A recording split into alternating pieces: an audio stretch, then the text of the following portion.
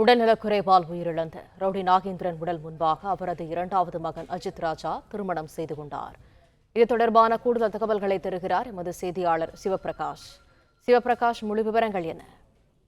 உடல்நலம் பாதிக்கப்பட்டு சிகிச்சை பலனின்றி உயிரிழந்த நாகேந்திரனின் உடலானது இன்று காலை அவரது குடும்பத்தினரிடம் ஒப்படைக்கப்பட்டது. அப்படிப்பட்ட சூழ்நிலையில் சென்னை வியாசர்பாடியில் இருக்கக்கூடிய அவரது இல்லத்தில் தற்போது அவரது உடல் அஞ்சலிக்காக வைக்கப்பட்டு பொதுமக்கள் அஞ்சலி செலுத்தி வருகின்றனர். இப்படிப்பட்ட சூழ்நிலையில் அவரது நாகேந்திரனின் இரண்டாவது மகனான அஜித்குமார் தனக்கு நிச்சயம் செய்யப்பட்ட பெண்ணுடன் அவரது உடல் முன்பாகவே நின்று திருமணம் செய்து கொண்டதும், அந்த திருமணத்தை பார்த்து இங்கிருந்த பலரும் நிகழ்ச்சியுடன் கண்ணீர் சிந்தியதும் இந்த இடத்தில் ஒரு சோக அலையை ஏற்படுத்தி இருக்கின்றது.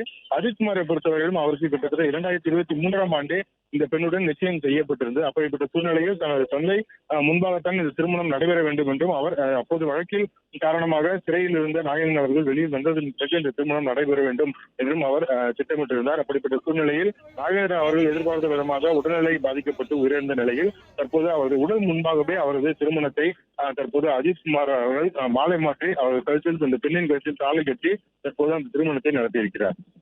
பிளே ஸ்டோர் மற்றும் ஆப் ஸ்டோரில் இருந்து பாலிமர் செயலியை QR கோடு மூலம் பதிவிறக்கம் செய்யுங்கள்.